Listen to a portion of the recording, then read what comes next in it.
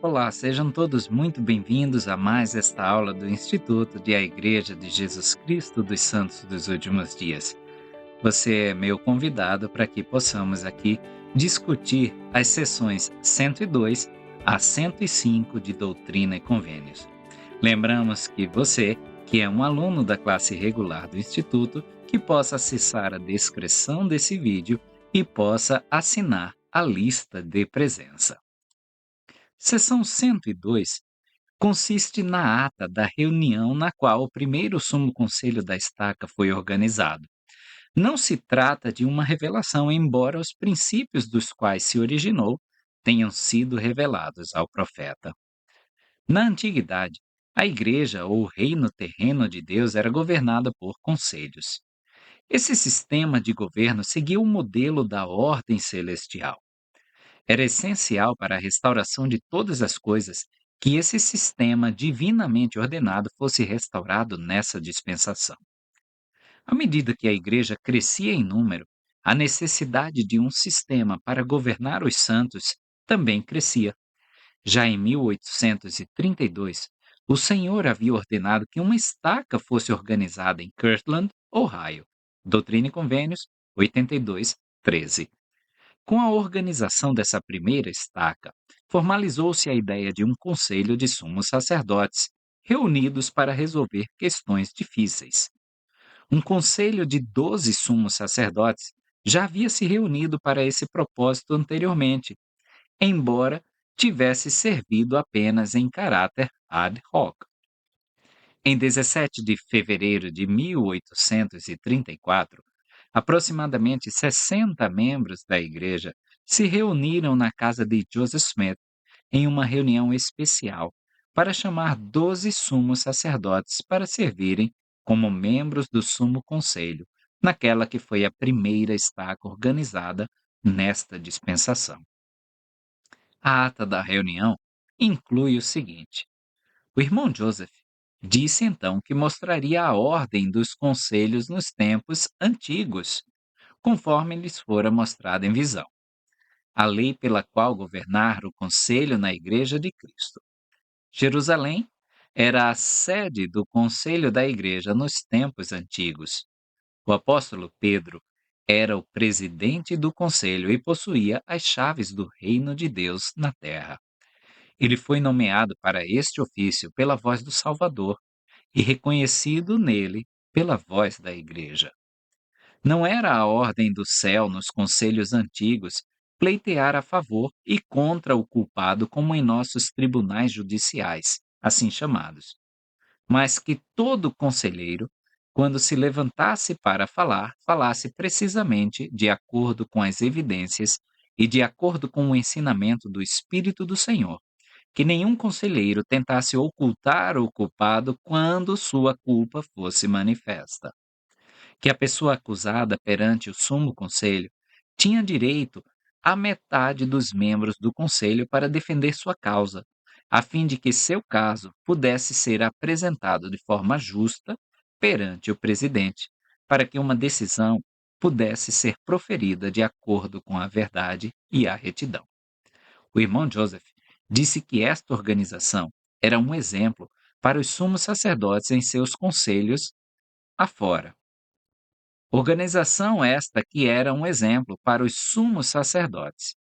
Foi então votado por todos os presentes que desejavam submeter-se à atual ordem das coisas, que todos consideravam ser a vontade de Deus. Em uma reunião realizada 5 dias antes, o profeta havia observado. Antigamente, os conselhos eram conduzidos com tão estrita propriedade que ninguém tinha permissão para sussurrar, se cansar, sair da sala ou se sentir minimamente inquieto até que a voz do Senhor, por revelação, ou a voz do conselho pelo Espírito fosse ouvida, o que não se observa nesta igreja até os dias atuais. Era entendido antigamente que se um homem pudesse permanecer no conselho, outro poderia. E se o presidente pudesse dedicar seu tempo, os membros também poderiam. Mas em nossos conselhos, geralmente, um estará inquieto, outro dormindo, um orando, outro não. Um com a mente concentrada nos assuntos do conselho e outros pensando em outra coisa. Nossos atos são registrados e, no futuro, serão apresentados a nós. E se deixarmos de julgar corretamente e prejudicarmos nossos semelhantes, eles poderão, talvez, nos condenar. Ali, eles são de grande consequência, e para mim a consequência parece ter uma força que vai além de qualquer coisa que eu seja capaz de expressar. Perguntem a si mesmos, irmãos, o quanto vocês têm se exercitado em oração desde que ouviram falar deste conselho, e se agora estão preparados para se reunir em conselho sobre a alma de seu irmão. Vamos conversar com o versículo 3 desta sessão 102. Joseph Smith Jr., Sidney Rigdon e Frederick G. Williams foram aceitos como presidentes pelo voto do Conselho. E Joseph Smith Sr., John Smith, Joseph Cole, John Johnson, Martin Harris, John S. Carter, Jared Carter, Oliver Cowdery, Samuel H. Smith, Orson Hyde e Sylvester Smith e Luke Johnson, sumos sacerdotes, foram escolhidos pelo voto unânime do Conselho para formar um conselho permanente na Igreja. O Sumo Conselho de Kirtland foi um órgão único na história da Igreja, não apenas por ter sido o primeiro e, por um tempo, o único que existiu, mas também porque a primeira presidência serviu como a presidência de estaca desse Sumo Conselho permanente. Posteriormente, o Quórum dos Doze Apóstolos foi formado como um Sumo Conselho viajante, e em 7 de julho de 1834, o profeta organizou um segundo Sumo Conselho, no condado de Clay, Missouri, com David Whitmer como presidente e William W. Phelps e John Whitmer como conselheiros.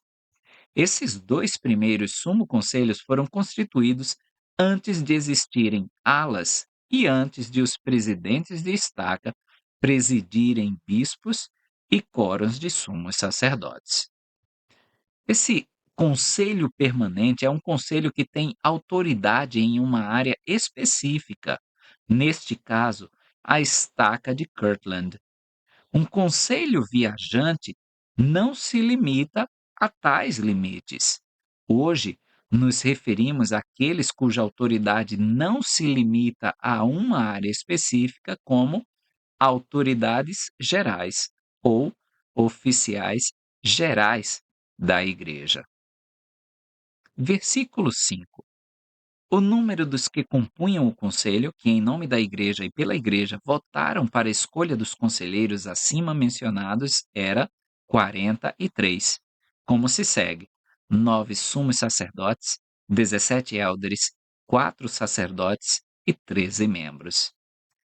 Essas 43 pessoas escolhidas entre as 60 que compareceram à reunião realizada na casa do profeta em 17 de fevereiro, por sua vez, nomearam os 12 homens que foram chamados para servir como o primeiro sumo conselho da igreja.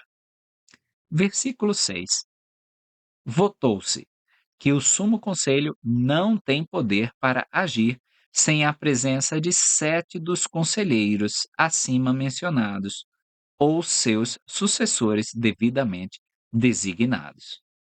O Sumo Conselho não tem autoridade para agir a menos que 7 dos 12 membros estejam presentes. É o famoso 50% mais um. Então, eu, como trabalho no sistema público de saúde, participo de diversos conselhos: Conselho Municipal dos Direitos da Criança e do Adolescente, Conselho Municipal de Saúde, Conselho Municipal da Pessoa Idosa, e todos eles contam com essa regra em seu estatuto. Para que a votação possa ser considerada válida, é necessário que haja um quórum de 50% mais um, para que essas decisões possam ser ratificadas. Assim acontece com o Sumo Conselho das Estacas. Versículo 7.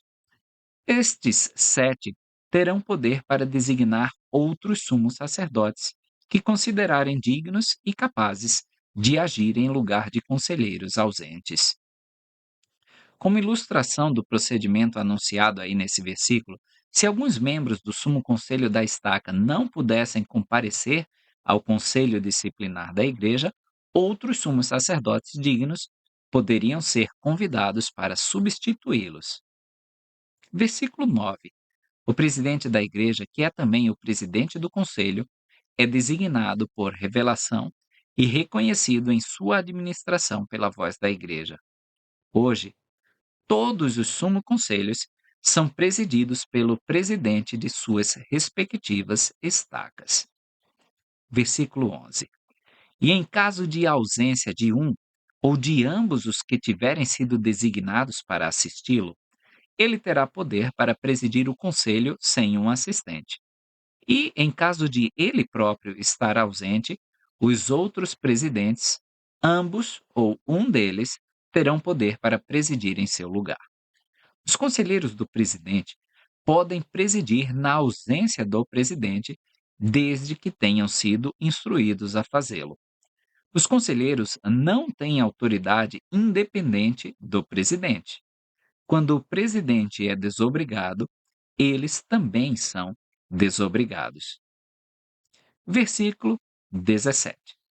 Os conselheiros que sortearem os números pares, isto é, 2, 4, 6, 8, 10 e 12, são os que deverão defender o acusado e evitar insultos e injustiças.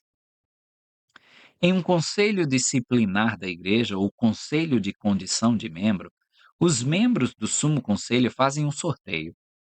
Aqueles que tiram números pares, 2, 4, 6, 8, 10 e 12, assumem a obrigação de zelar pelos interesses daquele para quem o conselho está sendo realizado.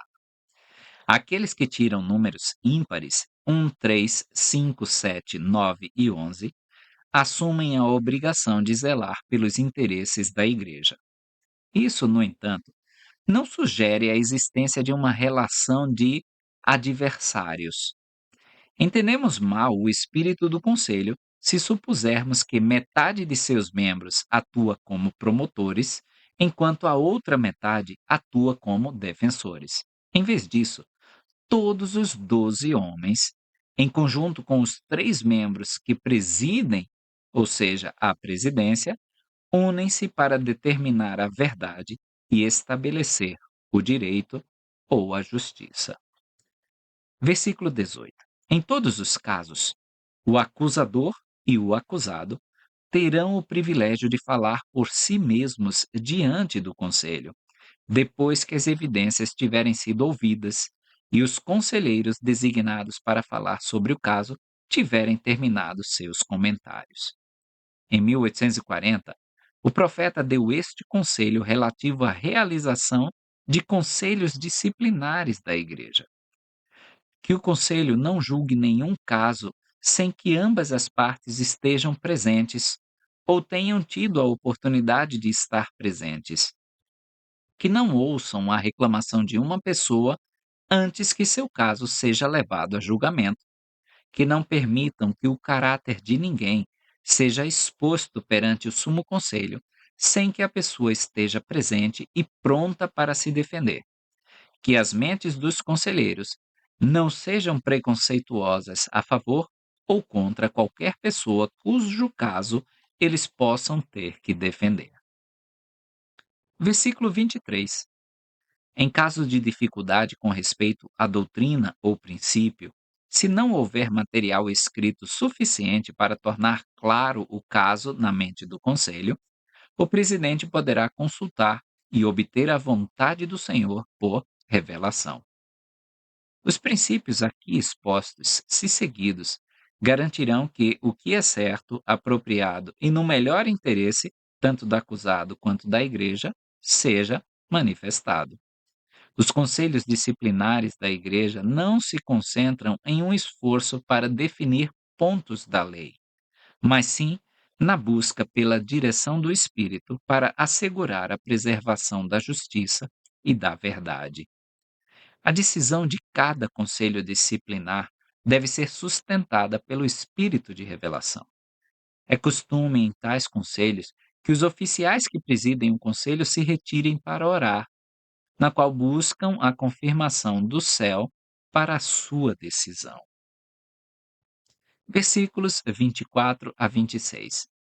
Os sumos sacerdotes, quando estiverem fora, terão poder para convocar e organizar um conselho segundo o modelo acima, para resolver dificuldades quando ambas as partes ou uma delas solicitarem. E esse conselho de sumos sacerdotes terá poder para designar um de seus próprios membros para presidir tal conselho interinamente. Será dever desse conselho enviar imediatamente uma cópia da ata com o relatório completo dos testemunhos apresentados, acompanhando suas decisões ao sumo conselho da sede da primeira presidência da igreja. Onde as estacas de Sião foram estabelecidas em todo o mundo, essa instrução agora se encontra obsoleta. Versículo 27. Se ambas as partes ou uma delas não estiverem satisfeitas com a decisão do conselho, poderão apelar ao sumo conselho da sede da primeira presidência da igreja e ter uma nova audiência, quando o caso será tratado de acordo com o primeiro modelo escrito, como se tal decisão não tivesse sido tomada.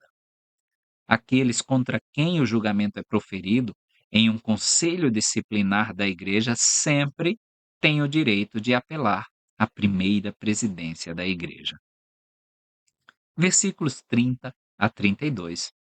Há uma distinção entre o sumo conselho ou os sumos sacerdotes viajantes que estiverem fora e o sumo conselho viajante, composto dos 12 apóstolos em suas decisões.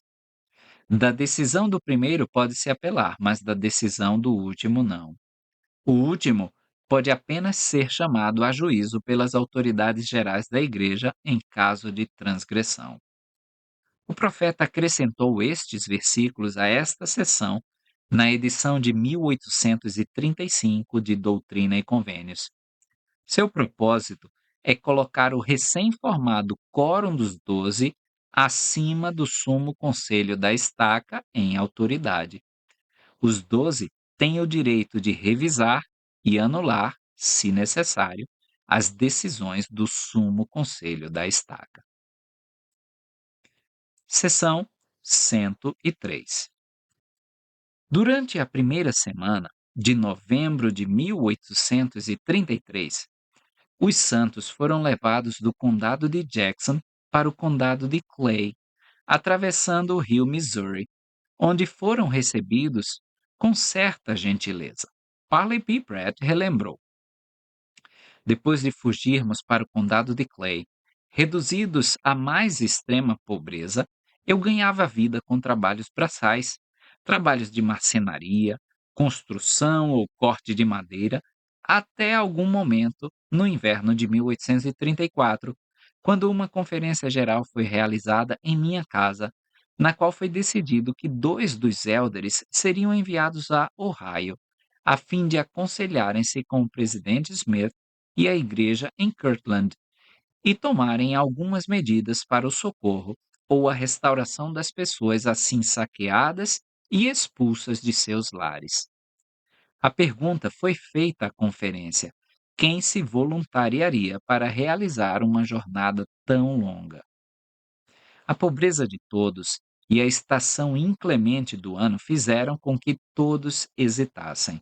Por fim, Lyman White e eu oferecemos nossos serviços, que foram prontamente aceitos.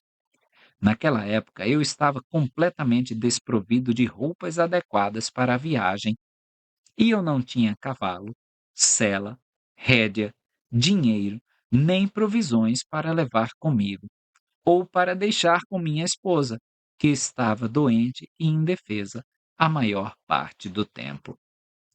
O elder Wyatt, respondendo à pergunta do bispo Partridge sobre sua situação, disse: sua esposa estava deitada ao lado de um tronco na floresta com uma criança de 3 dias, e ele tinha provisões para 3 dias à frente. Então, ele pensou que poderia ir muito bem. Continuando seu relato desses eventos, o Elder Pratt disse: quase todos haviam sido roubados e saqueados e todos eram pobres. Como tínhamos que partir sem demora, quase tremi com a empreitada. Parecia quase impossível. Mas, para aquele que crê, todas as coisas são possíveis. Saí de casa para fazer algum tipo de preparação. Eu mal sabia para onde ir, mas me vi na casa do irmão John Lowry e pretendia pedir-lhe dinheiro. Mas, ao entrar em sua miserável casa no pântano, em meio ao leito baixo e arborizado do rio Missouri, encontrei-o doente, de cama, com febre alta, e 2 ou 3 outros membros de sua família com a mesma doença em camas diferentes no mesmo quarto.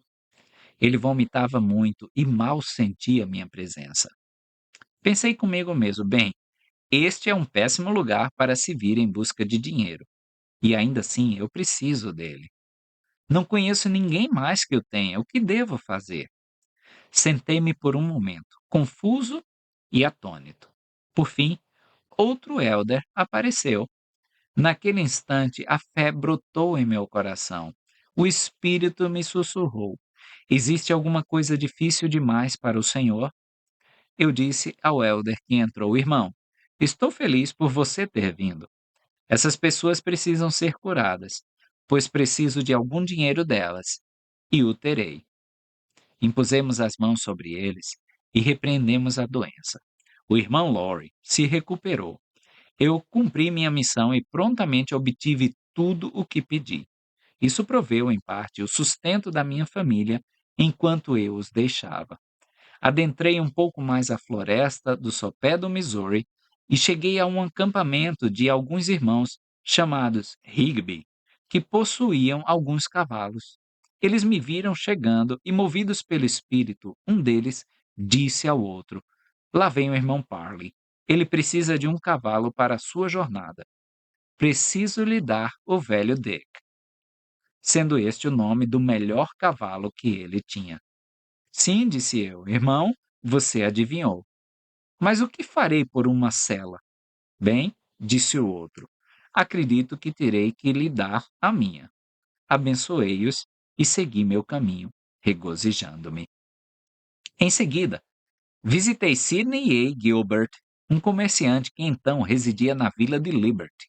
Sua loja no condado de Jackson havia sido arrombada e seus bens saqueados e destruídos pela multidão. Bem, disse ele, irmão Parley, você certamente parece muito maltrapilho para começar uma viagem. Você precisa de um terno novo. Tenho alguns retalhos que servirão para fazer um casaco para você. Uma alfaiate vizinha e 2 ou 3 outras irmãs estavam presentes em uma visita e ouvindo a conversa, e exclamaram: sim, irmão Gilbert, encontre o material e nós o consertaremos para ele. Com isso, combinado, agora eu só precisava de uma capa. Essa também foi fornecida pelo irmão Gilbert. O irmão White também prosperou de maneira semelhante em seus preparativos. Assim, a fé e as bênçãos de Deus abriram nosso caminho para realizar o que parecia impossível. Logo, estávamos prontos e, no dia 1º de fevereiro, montamos em nossos cavalos e partimos com bom ânimo para cavalgar 1.000 ou 1.500 milhas por uma região selvagem. Não tínhamos um centavo no bolso ao partir. Viajávamos todos os dias, sob tempestades ou sol, lama, chuva ou neve, exceto quando nossos deveres públicos nos exigiam ficar. Chegamos a Kirtland no início da primavera, sãos e salvos. Não nos faltou nada na estrada e agora tínhamos bastante dinheiro em mãos. O presidente Joseph Smith e a igreja em Kirtland nos receberam com uma hospitalidade e alegria desconhecidas, exceto entre os santos. E muito interesse foi despertado lá, bem como em outros lugares, sobre o assunto de nossa perseguição. Os elders White e Pratt partiram do condado de Clay em 12 de janeiro e chegaram a Kirtland em 22 de fevereiro de 1834. Após receber o relatório sobre as condições e sofrimentos dos santos no Missouri, o profeta recebeu esta seção, que, aludindo à parábola da seção 101, o instruía a organizar um grupo de homens para viajar ao Missouri a fim de redimir a terra. 8 homens, mencionados nos versículos de 37 a 40, deveriam recrutar voluntários para a viagem ao Missouri. Heber C. Kimball descreveu assim a situação. O irmão Joseph recebeu uma revelação referente à redenção de Sião, parte da qual ainda não se cumpriu. Ele enviou mensageiros ao Oriente, ao Ocidente, ao Norte e ao Sul para reunir os élderes e reuniu o máximo de irmãos que pôde, com os recursos que puderam poupar, para ir a Sião e prestar toda a assistência possível aos nossos irmãos aflitos. Reunimos roupas e outros itens necessários para levar aos nossos irmãos e irmãs que haviam sido saqueados. E, colocando nossos cavalos nas carroças e levando nossas espingardas e munição, iniciamos nossa jornada, deixando apenas Oliver Cowdery, Sidney Rigdon e alguns trabalhadores idosos que estavam ocupados no templo, de modo que restaram pouquíssimos homens em Kirtland. Versículo 3 da seção 103. Pois até agora os tenho tolerado, para que enchessem a medida de suas iniquidades, para que se enchesse o seu cálice. Aprendemos por revelação que o Senhor permite atrocidades por parte de pessoas iníquas para que elas mereçam o julgamento que ele tem reservado para elas. Quando os habitantes iníquos de Amonia destruíram milhares de mulheres e crianças fiéis pelo fogo, Amaleque perguntou à alma se eles deveriam exercer poder para salvá-las. O espírito me constrange a não estender a mão, respondeu a alma, pois eis que o Senhor os recebe para si em glória, e ele permite que façam isso, ou que o povo lhes faça isto, de acordo com a dureza de seus corações, para que os julgamentos que ele exercer sobre eles em sua ira sejam justos, e o sangue dos inocentes servirá de testemunha contra eles, sim, e clamará poderosamente contra eles no último dia. Alma 14:11. Os iníquos determinam a gravidade de seu próprio sofrimento. O Senhor declarou que as coisas que estão dispostos a fazer sobre os outros e que gostam de ver os outros sofrerem virão sobre eles até o extremo. Doutrina e Convênios 121, 13. Versículos 5 a 10. Mas em verdade vos digo que decretei um decreto que meu povo executará se atender de agora em diante aos conselhos que eu, o Senhor seu Deus, lhe darei. Eis que, porque eu decretei, eles começarão a prevalecer contra meus inimigos a partir deste exato momento. E tendo cuidado de cumprir todas as palavras que eu, o Senhor, seu Deus, lhes disser, jamais deixarão de prevalecer, até que os reinos do mundo sejam subjugados sob meus pés, e a terra seja dada aos santos, a fim de que a possuam para todo sempre. Mas se não guardarem meus mandamentos e não tiverem o cuidado de cumprir todas as palavras minhas, os reinos do mundo prevalecerão contra eles, pois foram designados para serem uma luz para o mundo e salvadores de homens. E se não forem salvadores de homens, serão como o sal, que perdeu o sabor e, daí em diante, para nada mais presta senão para ser lançado fora e pisado pelos homens. Aqui, os santos recebem a promessa de que, se derem ouvidos ao conselho do Senhor, prevalecerão sobre todos os reinos do mundo, subjugando-os até que a terra se torne sua herança legítima. A recusa em dar ouvidos ao conselho do Senhor, contudo, anula a promessa e será o destino deles como o sal que perdeu o sabor, ser pisoteado por aqueles a quem buscavam imitar. O princípio é eterno. Seguir o conselho do Senhor é desfrutar da proteção do Senhor. Recusar o seu conselho é tornar-se herdeiro de todas as tristezas e dificuldades das quais o Senhor busca protegê-los. Versículo 12 é um versículo famoso porque repete um mandamento anterior, que se encontra em Doutrina e Convênios 58:4. Pois após muita tribulação, como vos disse no mandamento anterior, vem a bênção. Versículo 16. Portanto, suscitarei um homem para meu povo que o guiará como Moisés guiou os filhos de Israel. O Senhor revelou que o presidente do sumo sacerdócio é chamado para presidir toda a igreja e ser semelhante a Moisés. Doutrina e Convênios 107:91. Quando chegar o dia em que os santos tiverem permissão para redimir suas heranças em Sião, isso será feito sob a direção do presidente da igreja. Versículo 18. E assim como vossos pais foram guiados no princípio, assim será a redenção de Sião.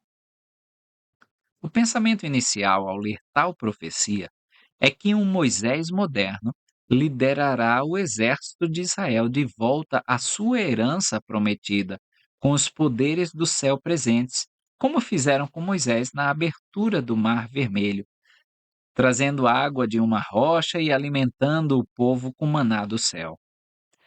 Tal pensamento, contudo, ignora o sentido disso e das revelações subsequentes que tratam da eventual redenção de Sião. Moisés levou seu povo ao Sinai e lá procurou santificá-lo para que pudessem estar na presença de seu Deus. Seu povo, contudo, mostrou-se emocional, mental e espiritualmente despreparado para tal experiência e recusou. O Senhor, em resposta, retirou-lhes o sacerdócio de Melquisedeque, ou sacerdócio maior, com suas ordenanças e bênçãos inerentes. Eles foram então consignados a vagar pelo deserto por 40 anos, antes que uma nova geração pudesse surgir com fé suficiente para seguir seus líderes na terra prometida. Ao comparar os eventos de nossos dias aos da época de Moisés, nós, como povo, ainda parecemos relutantes e despreparados para redimir Sião. Ainda não nos santificamos para estarmos na presença de Deus e não obtivemos a disciplina e a fé necessárias para viver a lei da consagração. Quando uma geração santificada vier, o Senhor chamará um Moisés moderno, que liderará os exércitos de Israel com o mesmo poder em seu sacerdócio que aquele conhecido por seu antigo equivalente, de quem recebemos as chaves da coligação de Israel. Versículos 19 e 20. Portanto, que não desfaleça vosso coração, pois não vos digo, como disse a vossos pais, meu anjo irá adiante de vós, mas não minha presença. Mas digo-vos, meus anjos irão adiante de vós, e também minha presença. E, dentro de algum tempo, possuireis a boa terra. O elder Joseph Fielding Smith escreveu: Nessa instrução, o Senhor deu a eles, os santos expulsos do condado de Jackson, a oportunidade de obter a redenção de Sião e de reintegrar os exilados em suas posses. Se tivessem permanecido fiéis, ele teria cumprido sua promessa a eles. Eles compreenderam as advertências e que, devido à sua contínua infidelidade, a redenção teria que ser adiada e eles próprios seriam derrotados. Houve alguns que criticaram esta e outras revelações, alegando que a palavra do Senhor falhou, pois ele lhes prometeu que, se reunissem suas forças e fossem para Sião, ele lutaria suas batalhas, eles seriam reintegrados e a redenção viria imediatamente.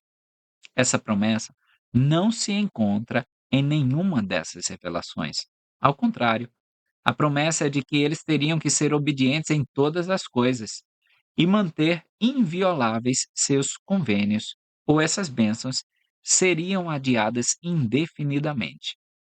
O fato de o Senhor ter declarado aqui mais uma vez que a redenção não viria até depois de muita tribulação indica que ele estava plenamente ciente de que o tempo para a redenção de Sião ainda não havia chegado. Vem, embora pudesse ter vindo se os mandamentos tivessem sido cumpridos. A redenção de Sião só virá quando os santos forem dignos do poder divino do Senhor. Em 21 de janeiro de 1836, após participar da ordenança da unção na sala de aula do Upper West Temple, o profeta Joseph Smith registrou sobre a redenção de Sião. Meu escriba também recebeu sua unção conosco e viu, em uma visão, os exércitos do céu protegendo os santos em seu retorno a Sião, e muitas coisas que vi. Também é importante notar que em todas as revelações referentes às heranças em Sião, o Senhor indicou que os santos deveriam obtê-las por meio de compra. Então está lá na seção 42, 45, 48, 57, 58, 63, 101, 103 e 105 de Doutrina e Convênios. Parece, por esta declaração, que a redenção de Sião não viria imediatamente, explicou Joseph Fielding Smith, mas seria adiada para algum dia futuro. Além disso, esse dia não chegaria até que os membros da igreja estivessem dispostos a guardar seus convênios e caminhar unidos, pois até que os membros da igreja aprendam a andar em plena harmonia e obediência a todos os mandamentos, esse dia não poderá chegar. Para que isso aconteça, pode ser necessário que o Senhor use medidas drásticas e purifique a igreja de tudo o que a ofende. Ele prometeu fazer isso quando estiver pronto para redimir Sião. Versículo 22. Portanto, que meu servo Joseph Smith Jr. diga à força de minha casa, meus jovens e os homens de meia idade, reuni-vos na terra de Sião, na terra que comprei com dinheiro que me foi consagrado. Esses versículos convocam os homens jovens e de meia idade da igreja às armas, ordenando-lhes que se reúnam na terra de Sião e vinguem o Senhor de seus inimigos, que está no versículo 25. Então vamos ler versículo 24, 25 e 26. E se meus inimigos vos atacarem para vos expulsarem de minha boa terra, que consagrei para ser a terra de Sião, e também de vossas próprias terras, após estes testemunhos que trouxestes perante mim contra eles, amaldiçoá-los-eis. E quem amaldiçoardes, eu amaldiçoarei, e vingar-me-eis de meus inimigos. E minha presença estará convosco quando me vingardes de meus inimigos, até a terceira e quarta geração dos que me odeiam. Enquanto os membros do acampamento de Sião marchavam para mais perto do condado de Jackson, Missouri, a turba ali se reuniu para propor meios de impedi-los de entrar no condado. O profeta Joseph Smith registrou várias ocasiões em que o poder do Senhor se manifestou. A turba de Jackson, com cerca de 15 pessoas, liderada por Samuel C. Owens e James Campbell, partiu para Independence, condado de Jackson, a fim de reunir um exército suficiente para me enfrentar antes que eu pudesse chegar ao condado de Clay. Campbell jurou, enquanto ajustava as pistolas nos coldres: as águias e os urubus comerão minha carne se eu não preparar Joe Smith e seu exército para que suas peles não retenham cascas antes de se passarem 2 dias. Eles foram até a balsa e se comprometeram a atravessar o rio Missouri após o anoitecer. E o anjo de Deus achou por bem afundar o barco até na metade do rio, e 7 dos 12 que tentaram atravessá-lo se afogaram. Assim, repentino e justamente, Eles foram para seus lugares. Campbell estava entre os desaparecidos. Ele flutuou rio abaixo por cerca de 6 ou 8 quilômetros e se alojou em uma pilha de madeira flutuante, onde águias, urubus, corvos, gralhas e animais selvagens comeram sua carne dos ossos para cumprir suas próprias palavras. E lhe deixaram um terrível exemplo da vingança de Deus. Ele foi descoberto cerca de 3 semanas depois por um certo Sr. Purtle. Owens salvou sua vida apenas depois de flutuar 6 quilômetros rio abaixo, onde se alojou em uma ilha, nadou nu ao amanhecer, pegou emprestado um manto para esconder sua vergonha e voltou para casa um tanto tímido diante da vingança de Deus. Nos dias após o registro do incidente anterior, o profeta ainda escreveu: Durante este dia, a turba do condado de Jackson, composta por cerca de 200 pessoas, tomou providências para atravessar o rio Missouri, acima da foz do rio Fishing, na balsa de Williams, para o condado de Clay, e se preparar para enfrentar a turba de Richmond, perto do val do rio Fishing, para nossa completa destruição. Mas depois que a primeira carga de cerca de 40 barcaças foi lançada sobre o rio, a barcaça, ao retornar, foi recebida por uma tempestade e teve grande dificuldade em chegar à margem de Jackson ao anoitecer. Quando esses 5 homens estavam em nosso acampamento jurando vingança, o vento, os trovões e as nuvens crescentes indicavam uma tempestade se aproximando, e pouco tempo depois de partirem, a chuva e o granizo começaram a cair. A tempestade foi tremenda. Vento, chuva, granizo e trovões os enfrentaram com grande fúria, e logo amoleceram sua terrível coragem e frustraram todos os seus planos de matar Joe Smith e seu exército. Em vez de continuar o bombardeio de canhões que haviam começado quando o sol já estava a cerca de 1 hora de distância, eles se arrastaram sob carroças, em árvores ocas, e encheram um velho barraco até a tempestade passar. Quando sua munição estava encharcada e os 40 homens no condado de Clay estavam extremamente ansiosos para retornar a Jackson pela manhã, tendo sofrido o bombardeio implacável da tempestade a noite toda. E assim que os arranjos puderam ser feitos, essa esperança perdida tomou o caminho de volta para Independence para se juntar ao corpo principal da turba, plenamente satisfeitos, assim como os sobreviventes da companhia que se afogaram de que, quando Jeová lutasse, prefeririam estar ausentes. A satisfação era terrível demais. Pouquíssimo granizo caiu em nosso acampamento.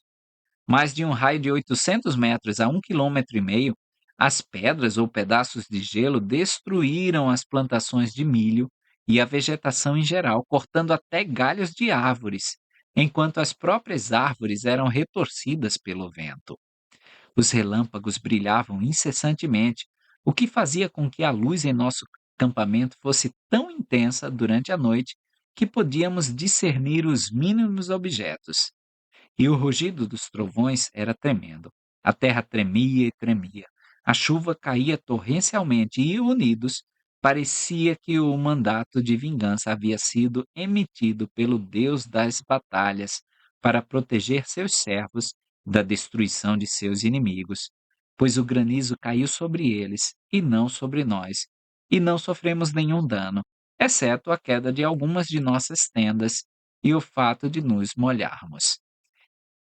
Enquanto nossos inimigos tiveram seus chapéus furados e outros danos sofridos, até mesmo a quebra das coronhas de seus rifles e a fuga de seus cavalos devido ao medo e à dor. Muitos do meu pequeno grupo se abrigaram em uma antiga casa de reuniões durante aquela noite e pela manhã. A água no rio Big Fishing estava a cerca de 12 metros de profundidade, enquanto na noite anterior não passava dos nossos tornozelos, e nossos inimigos juraram que a água subiu 9 metros em 30 minutos no rio Little Fishing. Relataram que um de seus homens foi morto por um raio e que outro teve a mão arrancada pelo cavalo que a enfiou entre as toras de um celeiro de milho enquanto segurava por dentro. Declararam que se era assim que Deus lutava pelos mormons, podiam muito bem continuar com seus negócios. Versículo 27 e 28. Que nenhum homem tenha medo de perder sua vida por minha causa, porque aquele que perder a vida por minha causa tornará a achá-la. E aquele que não estiver disposto a perder a vida por minha causa não é meu discípulo. O Salvador declarou em João 15:13: Ninguém tem maior amor do que aquele que dá a sua vida pelos seus amigos. Aqueles que se voluntariaram para marchar até o Missouri arriscaram a vida para ajudar os santos em Sião. Versículo 30. É minha vontade que meu servo Parley P. Pratt e meu servo Lyman White não regressem à terra de seus irmãos até que hajam conseguido grupos para subirem à terra de Sião, em número de 10, ou de 20, ou de 50, ou de 100, até atingir os 500 da força de minha casa. Parley P. Pratt e Lyman White, os mensageiros da terra de Sião, receberam a ordem de não retornar até que tivessem reunido companhias para irem à terra de seus irmãos. As companhias deveriam ser de 10, 20, 50 ou centenas, até que tivessem obtido o número de 500 homens. Se não conseguissem 500, deveriam procurar diligentemente obter 300. E se não conseguissem 300, então deveriam obter 100. Eles não deveriam, contudo, ir à terra de Sião até que tivessem obtido pelo menos 100. O profeta Joseph deveria ir com eles e presidir em seu meio, pois toda a vitória e glória lhes são concedidas por meio de sua diligência, fidelidade e oração de fé. Parley P. Pratt deveria ir com Joseph Smith, o profeta, Lyman White com Sidney Rigdon, Hiram Smith com Frederick G. Williams, Orson Hyde com Orson Pratt, nesta missão para arrecadar fundos e voluntários para empreender esta jornada a fim de ajudar seus irmãos exilados na terra de Sião. Este exército reunido é conhecido hoje como o acampamento de Sião. Os irmãos designados viajaram por todos os ramos da igreja e formaram um exército considerável para redimir Sião. O profeta Joseph Smith liderou um grupo até o Missouri e, por fim, presidiu o Exército Unido. Quando todas as companhias se reuniram, o acampamento de Sião consistia em 207 homens, 11 mulheres, 11 crianças e 25 carroções de bagagem. Depois que o pequeno exército chegou ao rio Fishing, o Senhor revelou a Joseph Smith que os santos ainda não estavam espiritualmente preparados para redimir Sião. Doutrina e Convênios 105, 1 a 10. E o acampamento foi dissolvido. Versículo 31. Eis que essa é a minha vontade: pedi e recebereis. Mas os homens nem sempre fazem a minha vontade. Versículos 32 e 33. Se não conseguirdes 500, procurai diligentemente para que talvez consigais 300. E se não conseguirdes 300, procurai diligentemente para que talvez consigais 100. Isso me lembra muito a história do exército de Gideão.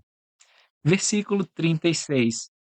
Toda vitória e toda glória ser-vos-ão manifestados por meio de vossa diligência, fidelidade e orações de fé.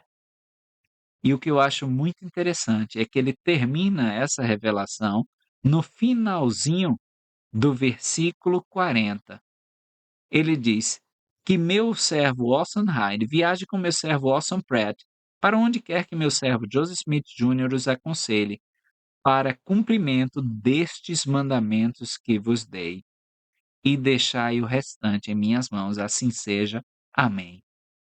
Então é nossa obrigação cumprir com os mandamentos dados, e o resto a gente deixa nas mãos do Senhor. Seção 104. A destruição das propriedades dos santos no condado de Jackson, Missouri, por turbas sem lei, contribuiu para uma crise financeira para a igreja. Anteriormente, o Senhor havia confiado a responsabilidade pelas propriedades da igreja a líderes de uma organização conhecida como Firma Unida. Os membros da Firma Unida eram chamados por revelação e incluíam santos proeminentes tanto em Ohio quanto no Missouri. Em uma reunião da Firma Unida em 30 de abril de 1832, em Independence, Missouri, foi resolvido que a firma obtivesse um empréstimo de US$ 15.000 por 5 anos ou mais, a 6% ao ano ou semestralmente, e que a N.K. Whitney Company fosse designada para negociar o mesmo. No final de outubro de 1832, o profeta Joseph Smith e Neil K. Whitney viajaram juntos para a cidade de Nova York.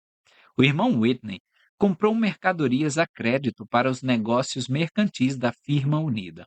Esses bens foram usados para abastecer a loja Neil K. Whitney em Kirtland, Ohio, e muito provavelmente a loja A. Sidney Gilbert em Independence, Missouri.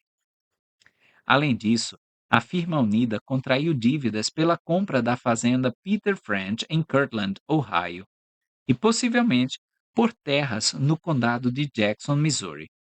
Os lucros dos negócios da igreja e os fundos consagrados dos santos deveriam pagar essas dívidas. Esse plano enfrentou dificuldades no outono de 1833, quando os santos do Missouri, especialmente os membros da Firma Unida, não puderam contribuir financeiramente para a igreja, porque turbas os expulsaram de suas fazendas e negócios no condado de Jackson. Além disso, em Kirtland, Ohio, um apóstata chamado Philastus Hobart moveu uma ação judicial contra Hiram Smith para obter uma propriedade pertencente à Firma Unida. Como resultado, os fundos da Firma Unida foram ainda mais drenados para pagar custas judiciais e honorários advocatícios, bem como despesas de viagem. O profeta Joseph Smith sentiu que não poderia viajar para o Missouri à frente do acampamento de Sião até que os problemas relativos às dívidas da Firma Unida fossem resolvidos. Mas ele percebeu que, se eu não for para o Missouri, será impossível fazer com que meus irmãos em Kirtland, qualquer um deles, vá. Assim, o sucesso do acampamento de Sião na restauração das propriedades dos santos no condado de Jackson, Missouri, estava ligado às necessidades da Firma Unida.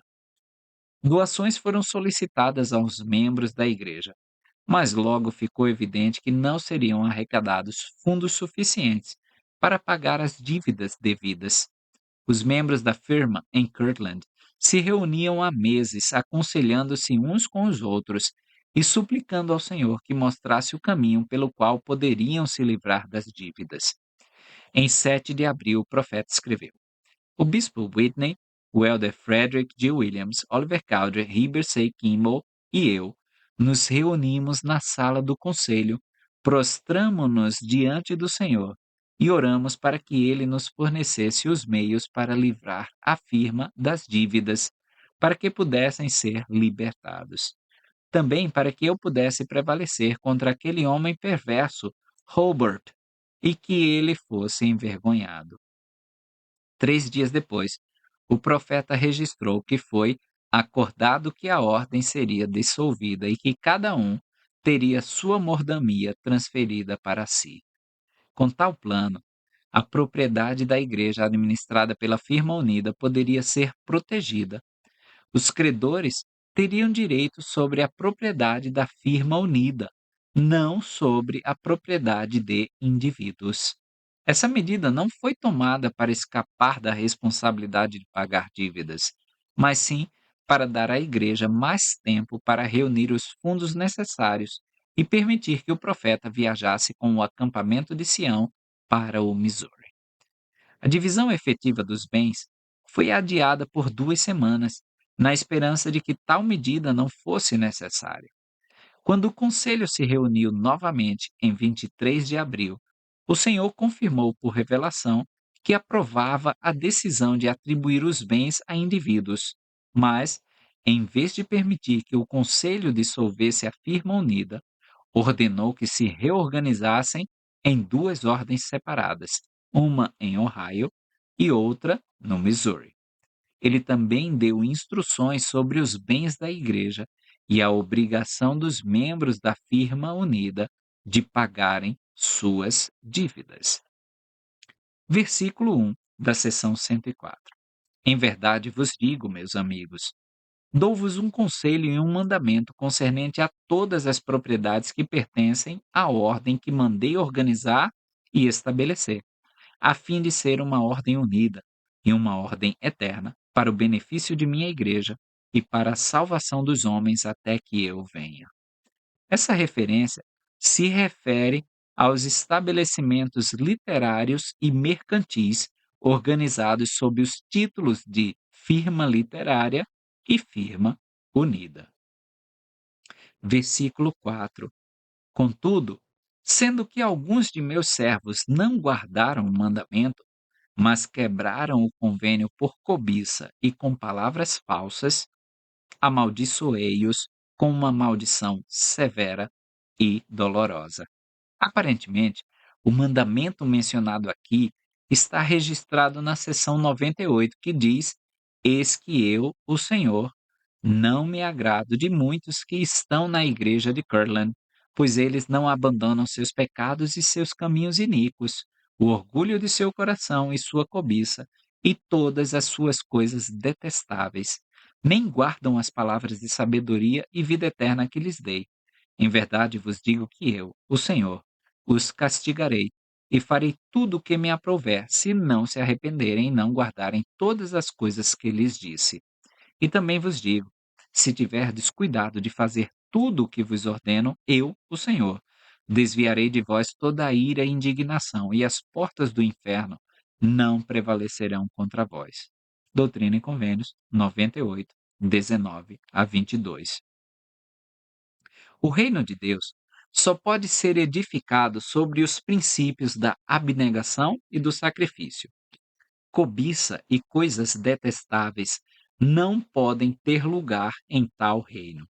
Aqueles que ingressavam em uma comunidade de convênios como as estabelecidas pelos santos em Ohio e Missouri eram obrigados a fazê-lo de todo o coração e alma. Tais pessoas deviam buscar primeiro o reino de Deus e a sua justiça, com a confiança de que, ao seguirem tal caminho, suas próprias necessidades seriam supridas. Aqueles que ingressavam em uma ordem unida para ganho pessoal inevitavelmente encontravam motivos para se sentirem descontentes e infelizes. O espírito dessas pessoas não é difícil de identificar, como ilustrado pela seguinte lembrança de Brigham Young. No outono de 1833, muitos irmãos se reuniram em Kirtland e, não encontrando um emprego adequado e tendo dificuldade em receber seu pagamento após o trabalho, vários partiram para Willoughby, Painesville e Cleveland. Eu lhes disse que havia me reunido em Kirtland porque havia sido orientado pelo profeta de Deus e que não iria para Willoughby, Painesville, Cleveland ou qualquer outro lugar para edificar os gentios, mas que ficaria ali e buscaria as coisas pertinentes ao reino de Deus, ouvindo os ensinamentos de seus servos. Eu deveria trabalhar por meus irmãos e confiar em Deus e neles para receber meu pagamento. Os santos do Missouri trouxeram sobre si as tribulações sofridas nas mãos das turbas no condado de Jackson por causa de seus desejos cobiçosos. Nefe, falando aos nossos dias, ensinou que o trabalhador em Sião trabalhará para Sião, porque se trabalhar por dinheiro, perecerá. Segundo Nefe 26, 31. A. Sidney Gilbert, gerente da filial mercantil da United Firm em Independence, Missouri, foi especificamente advertido sobre as punições que lhe sobreviriam se não se arrependesse de sua cobiça. Em 14 de janeiro de 1833, Orson Hyde e Hiram Smith Escreveram em nome de uma conferência de 12 sumos sacerdotes em Kirtland ao bispo Partridge e aos santos de Sião. Há manifestamente uma inquietação no irmão Gilbert e um temor de que Deus não proverá para seus santos nesses últimos dias. E esses temores o levam à cobiça. Isso não deveria ser assim. Mas que ele faça exatamente como o Senhor lhe ordenou. E então, o Senhor abrirá seus cofres e suas necessidades serão generosamente supridas. Mas se essa disposição inquieta e cobiçosa for nutrida por ele, o Senhor o levará à pobreza, à vergonha e à desgraça. Essas palavras falsas eram palavras ditas falsamente para ganho pessoal. A lei de Deus dita prosperidade para aqueles que guardam os mandamentos. Para aqueles que desobedecem, ele advertiu: em vez de bênçãos, vós, por vossas próprias obras, trazeis maldições, ira, indignação e julgamentos sobre vossas próprias cabeças, por vossas tolices e por todas as vossas abominações que praticais diante de mim, diz o Senhor. Doutrina e Convênios 124, 48. Versículo 5: porque eu, o Senhor, decretei em meu coração que se qualquer homem que pertencer à ordem for considerado transgressor ou, em outras palavras, quebrar o convênio com que estáis comprometidos, será amaldiçoado na vida e será pisado por quem eu desejar. Assim como o cumprimento de convênios traz as bênçãos do céu, a quebra de convênios traz tristezas de todos os tipos. E, como afirma uma série de escrituras, as maldições que decorrem da desobediência são tanto temporais quanto espirituais. Elas incluem fome, doença, pestilência, escravidão, pobreza, guerra e morte. Aqueles que desobedecem a Deus dificilmente precisam esperar que o mundo venha para colher o que semearam. Versículos 6 a 10: pois eu, o Senhor, não serei escarnecido quanto a essas coisas. E tudo isso para que os inocentes dentre vós não sejam condenados com os injustos, e para que os culpados dentre vós não escapem, porque eu, o Senhor, vos prometi uma coroa de glória à minha direita. Portanto, se fordes considerados transgressores, não podereis escapar à minha ira nesta vida. Se fordes expulsos por transgressão, não podereis escapar às bofetadas de Satanás, até o dia da redenção. E agora vos dou poder, a partir deste exato momento. Caso qualquer homem dentre vós, que pertença à ordem, seja considerado transgressor, e não se arrependa do mal, para entregá-lo às bofetadas de Satanás, e ele não terá poder para vos causar mal. Aqui, o Senhor reafirma e amplia a advertência dada quando a firma unida foi organizada pela primeira vez. Versículo 11: isto é minha sabedoria. Portanto, dou-vos o mandamento de que vos organizeis e designeis a todo homem sua mordomia.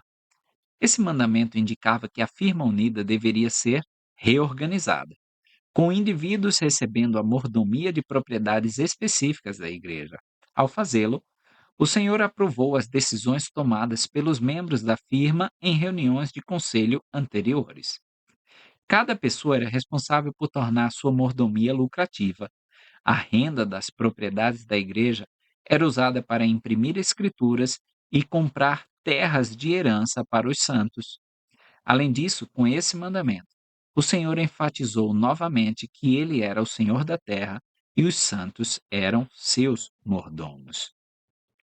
Versículo 14: eu, o Senhor, estendi os céus e formei a terra, obra de minhas mãos, e todas as coisas que neles há são minhas. Essa frase, que vem de Isaías, transmite a ideia de que o Senhor tomou materiais existentes e criou o sol, as luas, as estrelas e os colocou em seus cursos nos céus. Isaías 42, 5 e 45, 12. A noção comum à teologia do mundo cristão histórico é que o universo foi criado a partir do nada pelo livre ato de Deus. Aqui, o Senhor testifica que ele construiu a terra, isto é, ela foi organizada de matéria caótica ou elemento eterno. Do Senhor é a terra e a sua plenitude, o mundo e aqueles que nele habitam. Salmo 24, 1. Todas as almas responsáveis são mordomos daquilo que o Senhor escolhe dar-lhes durante sua jornada mortal. Cada um de nós será chamado a prestar contas do que fez com os talentos, habilidades, oportunidades e riquezas terrenas que nos foram dados para abençoar outros. Versículo 16. Mas é necessário que seja feito a meu modo. E eis que este é o modo que eu, o Senhor, decretei para suprir meus santos, para que os pobres sejam aumentados naquilo que os ricos são diminuídos. Os meios que o Senhor utiliza para prover o sustento de seus santos foram revelados ao profeta Joseph Smith quando ele chegou a Kirtland, Ohio, em fevereiro de 1831, e constituem a lei da igreja. Os santos receberam o mandamento de consagrar todas as suas propriedades ao Senhor e receber mordomias do bispo da igreja. A parte da lei do Senhor que rege as propriedades terrenas é conhecida como a lei da consagração e mordomia. E vejam que interessante, é feito ao modo do Senhor, ou como nós dizemos hoje, à maneira do Senhor. Ao explicar essa frase que os pobres sejam aumentados naquilo que os ricos são diminuídos, o elder Harold B. Lee observou que, para serem exaltados, os pobres precisam ser estimulados ao sucesso e ao orgulho, e elevados porque os ricos foram humilhados, ou, em outras palavras, porque os ricos foram humilhados e dispostos a doar seus bens, seu tempo, seu talento, sua sabedoria e seu exemplo, para que os pobres possam ser, assim, guiados e direcionados. Versículos 17 e 18. Pois a terra está repleta e há bastante e de sobra.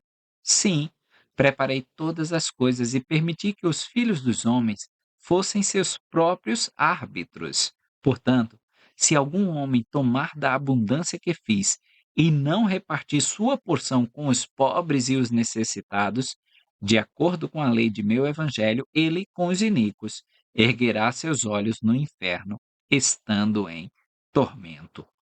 A terra foi criada por um Deus onisciente que nos assegura que este mundo é rico o suficiente para alimentar, vestir e abrigar todos os seus filhos. Em oposição a essa declaração, estão noções como o darwinismo social, a sobrevivência do mais apto e os profetas da desgraça que pregam contra termos mais de um ou dois filhos. O testemunho do céu é que a terra é capaz de prover as necessidades vitais de todos os seus habitantes. Deus responsabiliza seus filhos pela gestão e distribuição das riquezas da terra. Se isso fosse feito de acordo com os princípios do Evangelho, não haveria pobres ou necessitados, exceto por escolha própria entre todas as nações da terra. Tendo criado a terra e colocado Adão e Eva nela, o Senhor os abençoou e disse: Sede fecundos, multiplicai-vos e enchei a terra, e sujeitai-a. Dominai sobre os peixes do mar, sobre as aves dos céus, e sobre todo animal que se move sobre a terra. Gênesis 1, 28. Aos da nossa dispensação, o Senhor disse: Pois eis que os animais do campo e as aves do ar e tudo o que provém da terra foram ordenados para uso do homem, para alimento e vestuário, e para que ele tenha em abundância. Mas não é dado a um homem possuir aquilo que é superior a outro, portanto, o mundo jaz em pecado. Doutrina e Convênios 49, 19 e 20.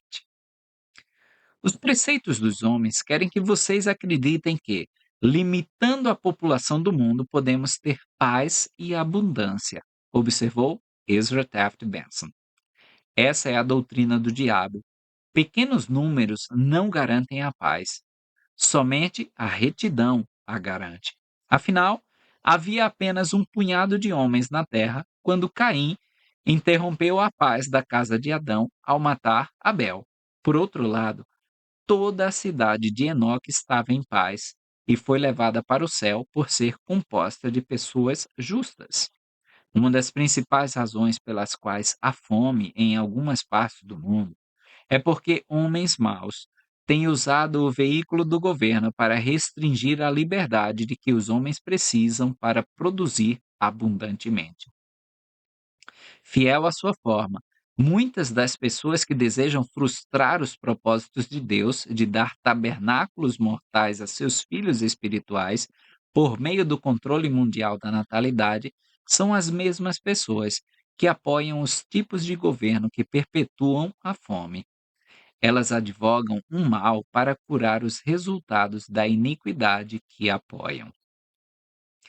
Tendo admoestado os santos de sua época a serem generosos com todos os necessitados, o rei Benjamim então os advertiu a fazê-lo com sabedoria e ordem. Mosias 4:27.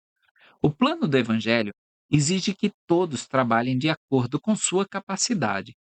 Trabalho honesto e laborioso são tão parte do evangelho quanto a fé e o arrependimento.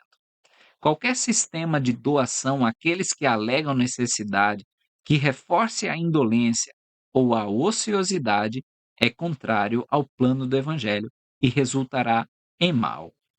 Parte da preparação dada ao Salvador para seu ministério foi aprender um ofício pelas mãos de seu pai terreno, José. Todos os homens, da mesma forma, devem aprender a prover o seu próprio sustento, pois muitas das maiores lições da vida serão aprendidas nesse processo. Os ricos que cobiçam seus bens e os escondem dos necessitados correm o risco de condenação. Eles abusam da confiança que Deus depositou neles, concedendo-lhes as riquezas da terra. A linguagem desse versículo vem da parábola do Salvador sobre Lázaro e o homem rico. Após sua morte, anjos carregaram Lázaro para o seio de Abraão. O rico também morreu e foi sepultado, e no inferno levantou os olhos, estando em tormento. Lucas 16, 22 e 23. Para os ricos, um grande teste de caráter é sua disposição de doar de sua abundância aos necessitados.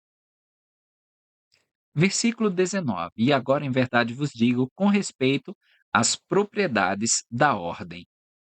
As instruções encontradas nestes versículos, do versículo 19 ao 46, substituíram a orientação anterior referente à atribuição de propriedades ao Comitê de Construção da Igreja, na seção 94.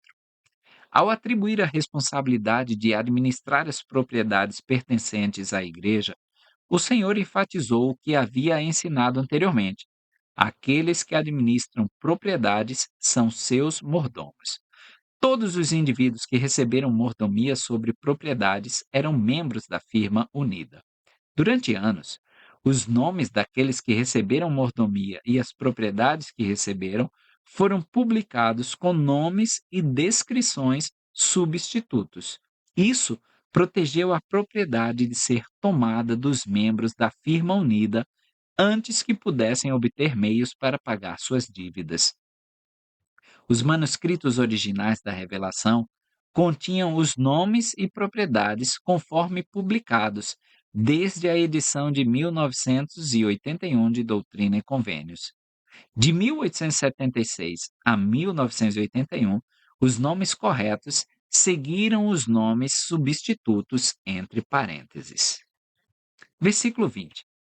Que a meu servo Sidney Rigdon sejam designados o lugar em que agora reside e o terreno do curtume como a sua mordomia, para seu sustento enquanto estiver trabalhando na minha vinha de acordo com a minha vontade quando eu lhe ordenar. Antes de se filiar à igreja, Sidney Rigdon ganhava vida como curtidor e pregador protestante. O Senhor utilizou os talentos de Sidney para abençoar a igreja. Versículo 24. E também que a meu servo Martin Harris e a sua semente depois dele seja designado como sua mordomia o terreno que meu servo John Johnson obteve em troca de sua herança anterior. Martin Harris como membro da firma literária, era responsável, juntamente com outros membros da firma, pela impressão das escrituras e outras publicações da igreja. Martin recebeu o mandamento de usar seus recursos para garantir que as revelações fossem impressas, como fizera anteriormente na publicação do Livro de Mórmon. Versículos 28 e 29. E que meu servo Oliver Cowdery receba o terreno vizinho à casa, designada para ser a tipografia, que é o lote número 1, e também o terreno em que reside seu pai. E que meus servos Frederick G. Williams e Oliver Cowdery recebam a tipografia e todas as coisas pertencentes a ela. Após a violência da multidão no condado de Jackson, Missouri, W. W. Phelps não tinha mais uma gráfica para publicar o livro de mandamentos nem o jornal da igreja, o The Evening and the Morning Star. A igreja comprou uma segunda gráfica para uso em Kirtland, Ohio. Juntamente com Oliver Cowdery, Frederick G. Williams recebeu a administração da gráfica e tornou-se editor de outro jornal da igreja, o Star, que sucedeu o jornal em Independence, Missouri. Versículos 34 e 35. E também que o meu servo John Johnson receba a casa em que reside e a herança, tudo, exceto a terra reservada para a construção de minhas casas, que pertence a essa herança, e os terrenos designados para meu servo Oliver Cowdery. E se for fiel, multiplicarei suas bênçãos. John Johnson recebeu a maior parte da propriedade adquirida de Peter French. Versículos 39 e 40. E também que a meu servo, Neil K. Whitney, sejam designadas as casas e o terreno onde agora reside, e o terreno e o edifício em que se encontra o estabelecimento mercantil, assim como o lote da esquina ao sul do estabelecimento mercantil, e também o terreno onde está situada a fábrica de potassa. E tudo isso designei como a mordomia de meu servo Neil K. Whitney, como uma bênção para ele e sua semente depois dele, em benefício do estabelecimento mercantil da minha ordem, que estabeleci para ser minha estaca na terra de Kirtland. O bispo Neil K. Whitney recebeu como mordomia as propriedades que havia originalmente consagrado à igreja, entre elas sua casa, sua loja e uma fábrica de potassa onde se fabricava sabão. Versículo 43. E também que seja designado ao meu servo Joseph Smith Jr. o terreno que foi demarcado para a construção de minha casa, o qual mede 40 varas de comprimento por 12 de largura, assim como a herança onde agora reside seu pai. O profeta Joseph Smith possuía o título de propriedade do terreno onde o templo de Kirtland foi construído. Ele recebeu uma casa localizada perto do terreno do templo onde morava. Posteriormente, após sua conclusão, o título de propriedade do templo de Kirtland foi colocado em seu nome. Versículos 47 a 53. E agora vos dou um mandamento concernente a Sião, para que já não estejais ligados como ordem unida a vossos irmãos de Sião, a não ser deste modo. Depois de estardes organizados, sereis chamados de ordem unida da estaca de Sião, da cidade de Kirtland. E vossos irmãos, depois de se organizarem, serão chamados de ordem unida da cidade de Sião. E organizar-se-ão em seus próprios nomes e em nome da ordem, e cuidarão de seus negócios em nome da ordem e em seus próprios nomes. E fareis vossos negócios em nome da ordem e em vosso próprio nome. E isto mandei que se fizesse para a vossa salvação e também para a salvação deles, em consequência de sua expulsão e do que está para vir. Havendo-se quebrado os convênios por transgressão, cobiça e palavras enganosas, portanto, a ordem unida com vossos irmãos está dissolvida, de modo que não estarei ligados a eles a partir desse momento, a não ser do modo que determinei. Olha só, a maneira do Senhor, por meio de empréstimos, conforme decisão dessa ordem em conselho, segundo permitirem vossas condições e o voto do conselho indicar. O Senhor ordenou que houvesse uma separação entre a ordem unida em Sião e a ordem em Kirtland, explicou Joseph Fielding Smith. Cada uma deveria agir doravante independentemente da outra. A distância entre esses lugares era grande demais para a unidade de propósito em todas as coisas. Cada ordem deveria ser organizada em nome dos irmãos que residiam em cada lugar e fazer negócios em seus próprios nomes. Essa separação e dissolução da ordem anterior ocorreu também por causa da transgressão e da cobiça de alguns. Versículo 58. E por esta razão mandei que vos organizasseis, sim, para imprimirdes minhas palavras, plenitude de minhas escrituras, as revelações que vos dei, e que daqui em diante vos darei de tempos em tempos. A menção do Senhor aí à plenitude das minhas escrituras refere-se à tradução inspirada da Bíblia, feita pelo profeta Joseph Smith.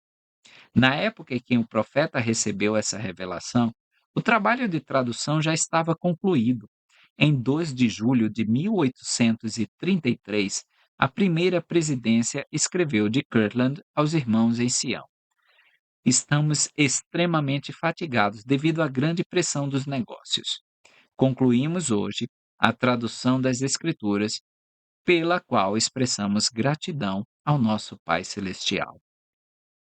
Em junho de 1835, o profeta Joseph Smith escreveu aos santos: Estamos começando a preparar e imprimir a nova tradução, juntamente com todas as revelações que Deus nos concedeu nestes últimos dias, e precisamos de fundos para prosseguir com uma obra tão grandiosa e gloriosa. Irmãos, queremos que vocês nos doem e nos emprestem todos os meios ou dinheiro que puderem para que possamos realizar a obra como um grande meio para a salvação dos homens. A nova tradução deveria ser publicada em um único volume. O profeta Joseph Smith escreveu a W. W. Phelps, editor do The Evening and the Morning Star: Não é a vontade do Senhor imprimir nada da nova tradução no Star, mas quando for publicada, será publicada ao mundo em conjunto, em um volume à parte. E o Novo Testamento e o Livro de Mórmon serão impressos juntos. A falta de apoio financeiro dos santos, a perseguição e as preocupações temporais urgentes impediram que a nova tradução da Bíblia fosse impressa durante a vida do profeta. As revelações que vos dei é uma referência às revelações dadas por meio do profeta Joseph Smith até o presente, muitas das quais estão impressas em Doutrina e Convênios. Os santos dos últimos dias não acreditam em um cânone fechado. Cremos em tudo que Deus revelou, em tudo que ele revela agora, e cremos que ele ainda revelará muitas grandes coisas importantes e pertencentes ao reino de Deus. Regras de fé 9. Ao ver nossos dias, Nefe dirigiu-se àqueles que buscam fechar os céus à revelação e silenciar a Deus, dizendo: Ai daquele que disser: Recebemos a palavra de Deus e não necessitamos mais da palavra de Deus, pois temos o suficiente. Pois eis que assim diz o Senhor Deus: Darei aos filhos dos homens linha sobre linha, preceito sobre preceito, um pouco aqui e um pouco ali. E abençoados são os que dão ouvidos aos meus preceitos e prestam atenção aos meus conselhos, porque aprenderão sabedoria, pois aquele que recebe, darei mais. E daqueles que disserem temos o suficiente, até aquilo que tem, lhe será tirado. Segundo Nefe 28, 29 a 30. Versículo 60. E preparareis para vós um lugar para a tesouraria, e consagrá-lo-eis ao meu nome. O Senhor ordenou que os lucros gerados pela venda das Escrituras fossem depositados em um tesouro especial, por ele denominado Tesouro Sagrado do Senhor. É o que está registrado no versículo 66. Os fundos desse tesouro deveriam permanecer separados de outras contribuições para a edificação do reino de Deus. Essa ordem preserva o propósito sagrado da publicação de livros das Escrituras. Nenhum indivíduo ou povo deve lucrar com a publicação da palavra de Deus. Versículo 63. E a partir desse momento vou lá dou. E agora procurai fazer uso da mordomia que vos designei, excluindo-se as coisas sagradas, com o propósito de imprimir estas coisas sagradas, como eu disse. Os fundos para a impressão das escrituras deveriam ser gerados por mordomias individuais, que esta revelação atribuiu aos membros da firma unida. Anteriormente, os fundos deveriam ser gerados pelos esforços combinados da firma unida. Em 25 de junho de 1833, o profeta Joseph Smith escreveu aos santos no Missouri: a ordem da firma literária é uma questão de mordomia, que é da maior importância, e Deus ordenou que o estabelecimento mercantil fosse dedicado ao seu sustento. Embora as mordomias das propriedades da igreja tenham sido entregues a indivíduos nessa época, a responsabilidade dos membros da firma unida permaneceu a mesma. Eles deveriam gerar lucros que pudessem ser usados para publicar a palavra do Senhor. Versículo 70. E que ninguém dentre vós diga que lhe pertencem, porque não serão considerados seus, nem mesmo uma parte. Os membros da firma unida depositavam os lucros obtidos com a administração das propriedades da igreja no segundo tesouro mencionado nestes versículos. Nenhum indivíduo tinha direito aos lucros gerados por essas mordomias. Os membros da firma unida determinavam, em conselho, o uso dos fundos do tesouro. Os fundos eram usados para melhorar as propriedades da igreja ou para compras futuras feitas em nome da igreja. Versículo 78. E também em verdade vos digo, com respeito às vossas dívidas, eis que é a minha vontade que pagueis todas as vossas dívidas. Os santos dos últimos dias devem ser honestos em todas as suas relações. Aqueles que contraem obrigações financeiras devem envidar todos os esforços para cumprir com suas obrigações.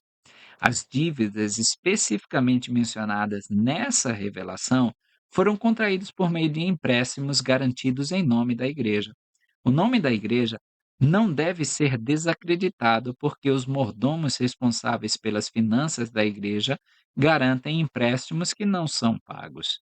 Independentemente de quem contraiu a dívida como agente do Senhor, todos os seus agentes são responsáveis pelo pagamento da dívida contraída. Aqueles que posteriormente foram chamados para cargos de confiança semelhantes aos dos membros da firma unida assumiram as dívidas e obrigações contraídas por seus predecessores. Brigham Young assumiu a responsabilidade pelas dívidas do profeta Joseph Smith. Joseph estava fazendo negócios em Kirtland, explicou Brigham, e parecia que toda a criação estava contra ele para impedi-lo de todas as maneiras, e o expulsaram de seus negócios, o que o deixou de tal forma que algumas de suas dívidas tiveram que ser quitadas posteriormente. E sou grato por dizer que elas foram quitadas. Além disso, enviamos pessoas do leste para Nova York, Ohio e todos os lugares onde eu tinha alguma ideia de que Joseph já havia feito negócios, e perguntamos se ainda havia algum homem a quem Joseph Smith Jr., o profeta, devesse $1 ou 6 pences. Se houvesse, pagaríamos. Mas não conseguia encontrar nenhum. Anunciei isso em todos os bairros e lugares onde ele morou anteriormente. Consequentemente, tenho o direito de concluir que todas as suas dívidas foram quitadas. Versículo 83. Faço-vos a promessa de que desta vez sereis libertados de vossa escravidão. A dívida coloca o indivíduo em escravidão ao credor, assim como os filhos de Israel estavam em escravidão ao faraó no Egito. Versículo 84. Se tiverdes a oportunidade de tomar dinheiro emprestado por centenas ou milhares, até tomardes emprestado o suficiente para libertar-vos dessa escravidão, podeis fazê-lo. Essa frase se refere a garantir um empréstimo, não a emprestar dinheiro a outra pessoa. A firma unida não tinha dinheiro para emprestar. Aqui, o Senhor concedeu à firma unida permissão para usar propriedades da igreja como garantia para os fundos necessários. Seção 105. Durante a primavera de 1834, Joseph Smith liderou um exército de mais de 200 de seus irmãos, conhecido como Acampamento de Sião, de Kirtland, Ohio, até o condado de Clay, Missouri, uma distância de 1.000 milhas. Seu objetivo era ajudar os santos do Missouri a recuperar suas casas e propriedades no condado de Jackson, de onde haviam sido expulsos por turbas. Enquanto o grupo do profeta estava acampado no rio Fishing, ele recebeu esta revelação. O acampamento de Sião partiu de Kirtland em 5 de maio de 1834, com a promessa do governador Dunklin, do Missouri, de que o Estado daria àqueles que haviam sido expulsos de suas casas e terras uma escolta militar de volta para reivindicar o que lhes era de direito. O plano foi publicado e enviado aos ramos orientais do leste da igreja. O acampamento de Sião cruzou o rio Mississippi no início de junho, chegando à filial da igreja em Salt River, no condado de Monroe, Missouri, em 7 de junho de 1834. Após um breve descanso ali, o acampamento retomou sua marcha em 12 de junho.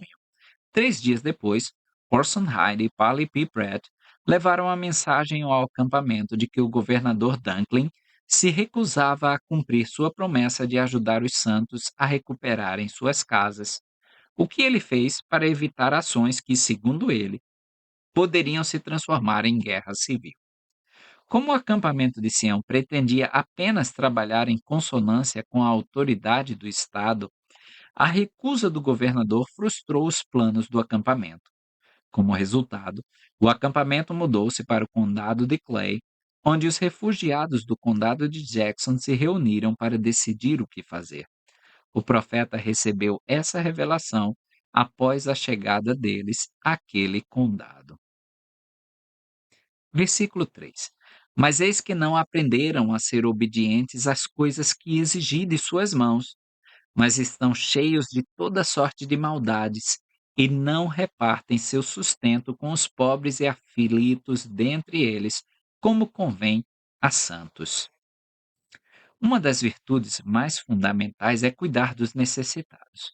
Quando o povo lhes perguntou como poderiam produzir frutos dignos de arrependimento, João Batista respondeu: quem tiver 2 túnicas, reparta com o que não tem nenhuma, e quem tiver alimentos, faça o mesmo. Lucas, capítulo 3, versículos 8 e 11. O rei Benjamim ensinou ao seu povo que, para conservar a remissão dos pecados, socorrereis os que necessitarem de vosso socorro. Administrareis de vossos bens aos que necessitarem, e não permitireis que o mendigo vos faça em vão sua petição e o expulse para perecer. Mosias 4,16. Em contraste com esses ensinamentos, alguns santos no Missouri nem sequer cuidavam dos doentes do acampamento de Sião. Um exemplo dessa desobediência ocorreu pouco antes da dissolução do acampamento. Ao final de sua jornada de 1.000 milhas, os homens do acampamento de Sião permaneceram temporariamente nas terras do irmão Burgett. Heber C. Kimball disse: enquanto estávamos aqui, os irmãos estavam precisando de um pouco de alimento. O irmão Luke Johnson foi até o irmão Burgett para buscar uma ave, pedindo-lhe uma para fazer um caldo para o elder Wilcox e outros que estavam com cólera. Mas o irmão Burgett negou, dizendo: em poucos dias, esperamos retornar ao condado de Jackson e precisarei delas quando chegar lá. Quando o irmão Johnson retornou, ficou tão zangado com Burgett por recusá-lo que disse: estou com muita vontade de pegar meu rifle e voltar para atirar em seu cavalo. Eu disse a Luke para não se importar, que tais ações nunca deixam de trazer sua recompensa. Julguem como nos sentimos depois de termos deixado a companhia de nossas queridas famílias, arriscando nossas vidas e viajando cerca de 1000 milhas em meio a cenas de sofrimento e tristeza em benefício de nossos irmãos e, afinal, termos sido privados de uma pequena ave para fazer um pouco de sopa para os irmãos nas agonias da morte. Tais coisas nunca deixam de trazer sua recompensa, e seria bom que os santos nunca rejeitassem um irmão sem dinheiro e sem necessidade, ou um estranho, para que um dia eles próprios não precisem de um amigo. Versículo 4: E não estão unidos segundo a união exigida pela lei do reino celestial. Sião não pode ser redimida a menos que seja por um povo de Sião. Quando Enoque levou sua cidade para o céu, levou consigo um povo digno de um lar celestial. Avareza, ganância, egoísmo e mesquinharia em qualquer de suas formas não podem ter lugar entre tal povo. Um amor perfeito, manifestando-se na preocupação com os outros, deve prevalecer. O espírito e a natureza de tal comunidade devem ser os mesmos que esperaríamos encontrar nos reinos celestiais. Sobre tal espírito, Alma ensinou aos reunidos às águas de Mórmon que não haveria contendas entre si, mas que olhassem para o futuro com um só olhar, tendo uma só fé e um só batismo, tendo o coração entrelaçado em unidade e amor uns pelos outros. Mosias 18:21. Aos nossos dias o Senhor disse: Sede um, e se não sois um, não sois meus. Doutrina e Convênios 38:27. Sobre os habitantes da cidade de Enoque, o Senhor disse: eram unos de coração e vontade. Moisés 7:18.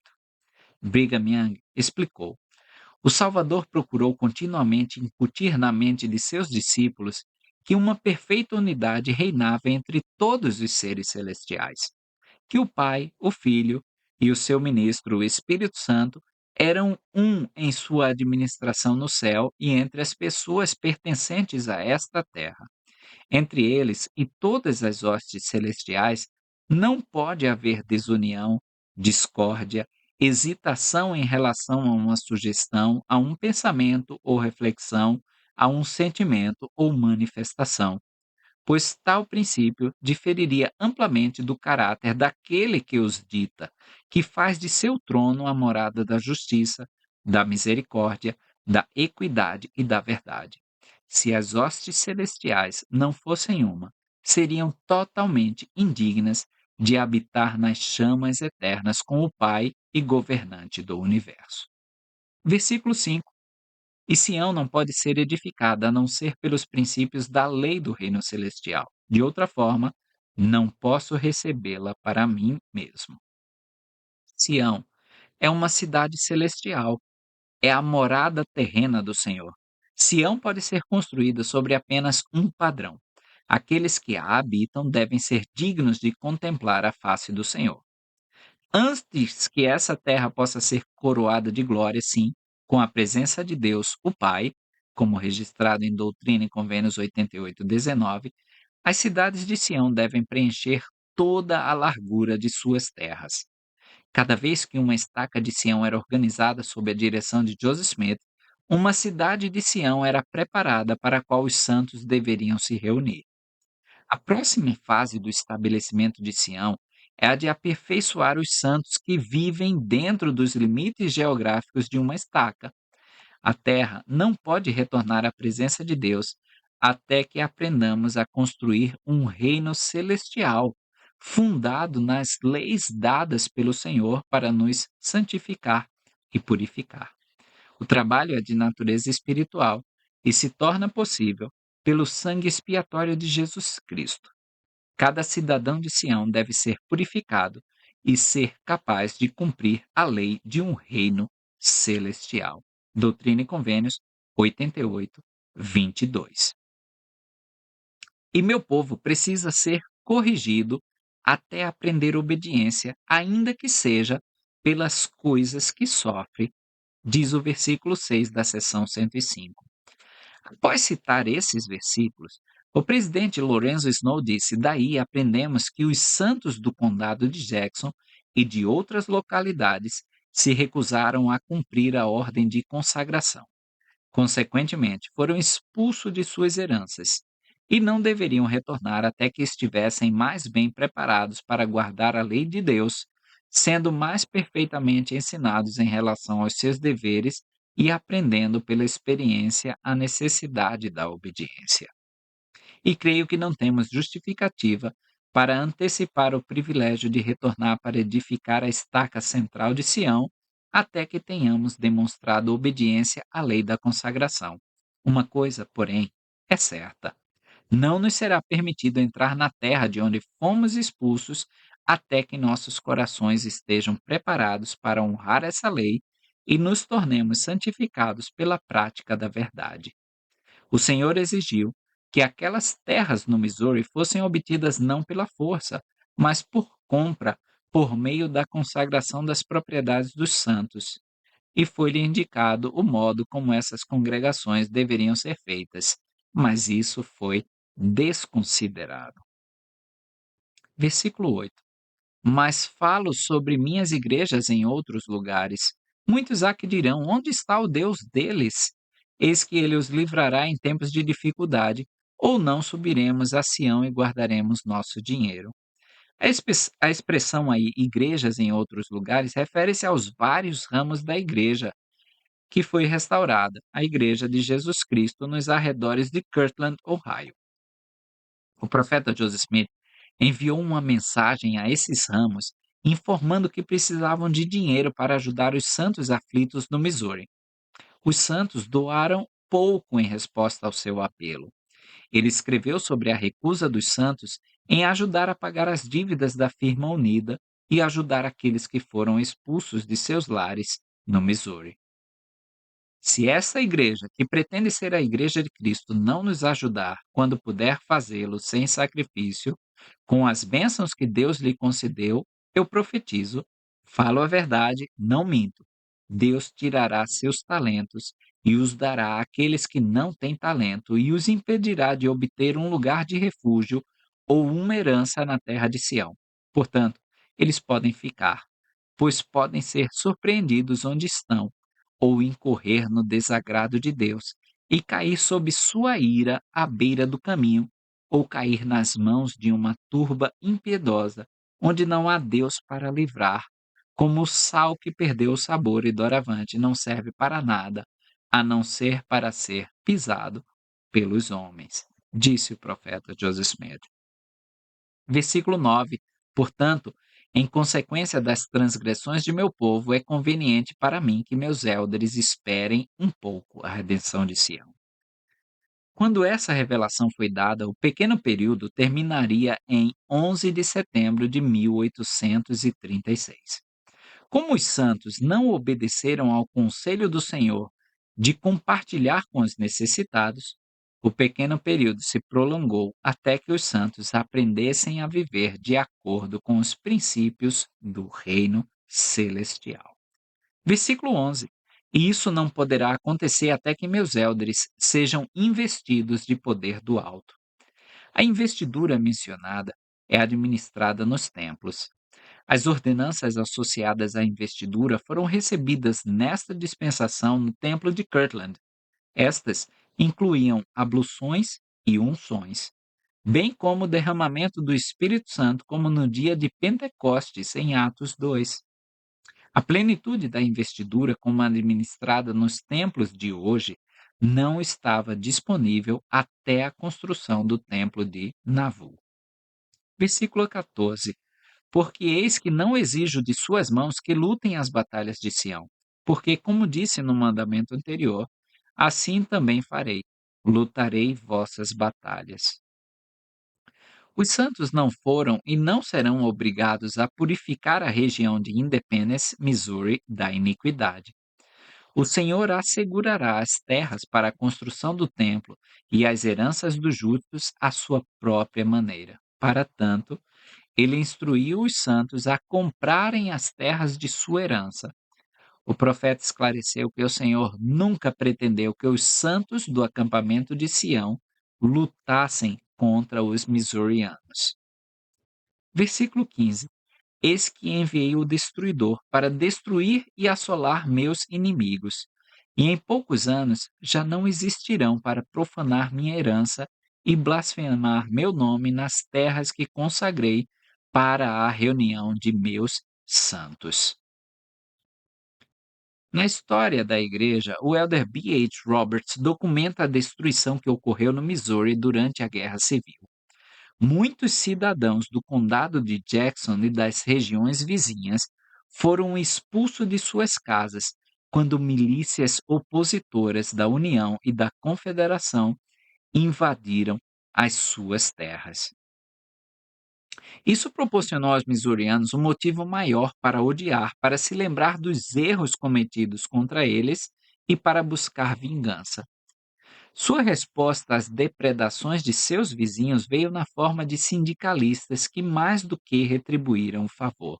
Assim, o estado do Missouri tornou-se o anfitrião do diabo à medida que a amarga hostilidade entre unionistas e secessionistas foi ofuscada pela guerrilha travada sob o princípio de que é preciso matar ou morrer. O cenário se tornou tão sombrio que, ao final da guerra, haveria muito mais assassinatos de missourianos por parte de missourianos do que por parte de cidadão do Kansas.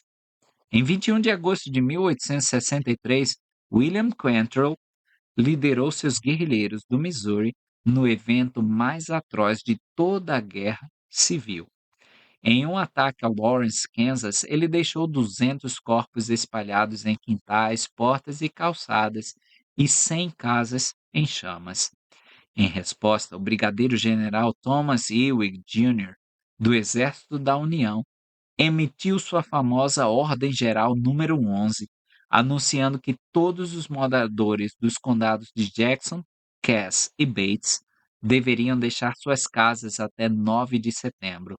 Se demonstrassem lealdade ao comandante mais próximo de sua residência, teriam permissão para se mudar para qualquer posto militar no distrito ou para qualquer parte do Kansas, exceto os condados da fronteira leste. Todos os demais deveriam se retirar das áreas envolvidas. A ordem foi imposta por ação militar. Versículo 17: Mas a força da minha casa não deu ouvidos às minhas palavras. O Senhor convocou 500 irmãos para marchar com o acampamento de Sião. Apenas 205 responderam. Versículo 18: Mas, sendo que há alguns que deram ouvidos às minhas palavras, preparei uma bênção e uma investidura para eles, caso continuem fiéis. Os membros do acampamento de Sião foram os primeiros a receber as ordenanças preparatórias da investidura do templo em Kirtland, Ohio. Ouvi suas orações e aceitarei sua oferta. A mim convém que sejam trazidos até aqui para uma prova de sua fé, diz o versículo 19. O Senhor sabia, antes de convocar os santos a reunirem um exército de homens para redimir Sião, que eles ainda não estavam prontos para viver as leis necessárias para a redenção de Sião. No entanto, o Senhor tinha um propósito ao ordenar que viajassem para o Missouri como um exército de santos. Apenas 205 irmãos se ofereceram para viajar com o acampamento de Sião. Antes de deixarem seus lares nos estados do leste, muitos temiam perder a vida em batalha contra as turbas do Missouri. A jornada para o Missouri em si foi uma prova de fé que testou sua coragem. Após a dissolução do acampamento de Sião, alguns de seus membros passaram a criticar Joseph Smith e abandonaram a fé. Os demais parecem ter encontrado grande força espiritual nessa experiência. Versículos 23 a 27 oferece instruções aos santos, tá? E outra oportunidade de recuperar suas terras em Sião após um curto período. Além da purificação pessoal exigida dos santos, Eles deveriam fazer amizade com os não-membros do condado de Clay e regiões circunvizinhas. Se o fizessem, o Senhor lhes prometeu sucesso na reintegração às suas heranças em Sião. A investidura de poder necessária para que os santos estivessem totalmente preparados para redimir Sião foi administrada no Templo de Kirtland no início de 1836. Versículo 29. Pois é a minha vontade que se comprem essas terras, e que depois de compradas, meus santos as possuam de acordo com as leis de consagração que dei. Consagrar algo é dedicá-lo a propósitos sagrados. Terras consagradas são terras dedicadas ao Senhor para a edificação do seu reino na terra.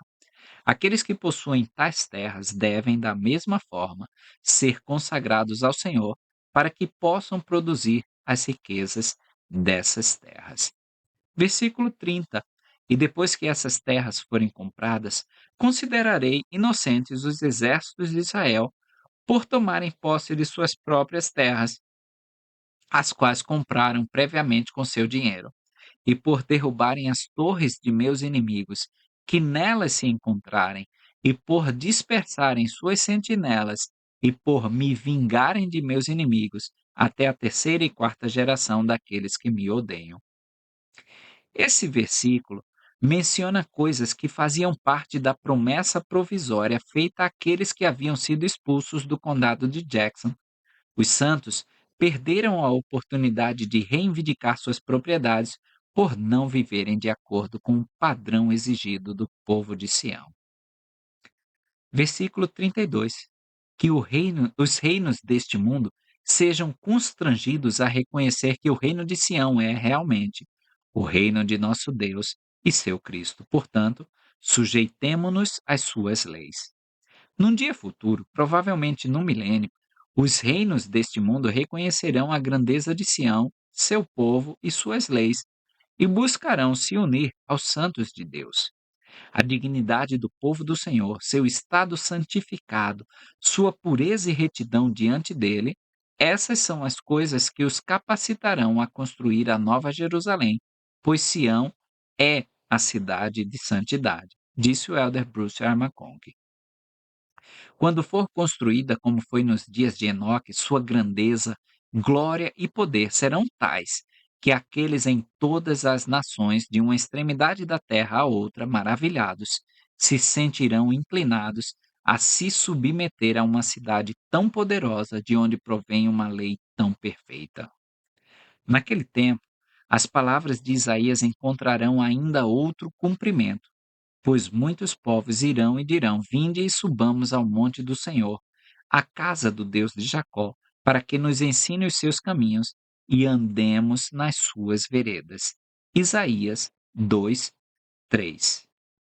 Do versículo 33 a 36, falam dessas investiduras que foram administradas aos irmãos Edward Partridge, William W. Phelps, Isaac Morley, John Coriel, John Whitmer, David Whitmer, Algernon Sidney Gilbert, Peter Whitmer Jr., Simeon Carter, Neil Knight, Polly P. Pratt, Christian Whitmer, Solomon Hancock, Thomas B. March e Lyman White.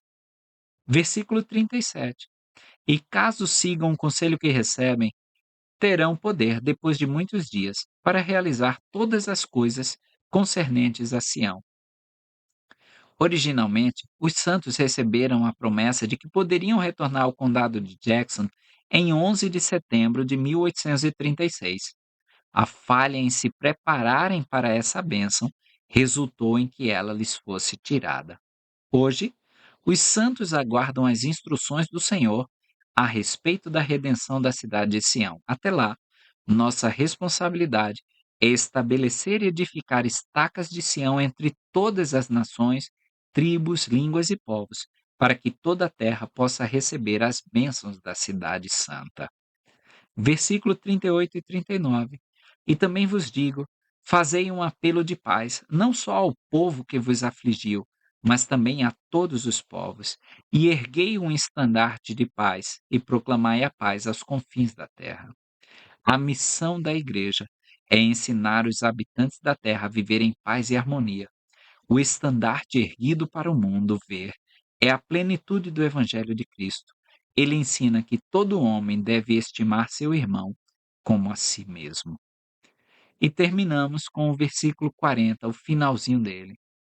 E fazendo essas coisas, todas as coisas reverterão para o vosso bem.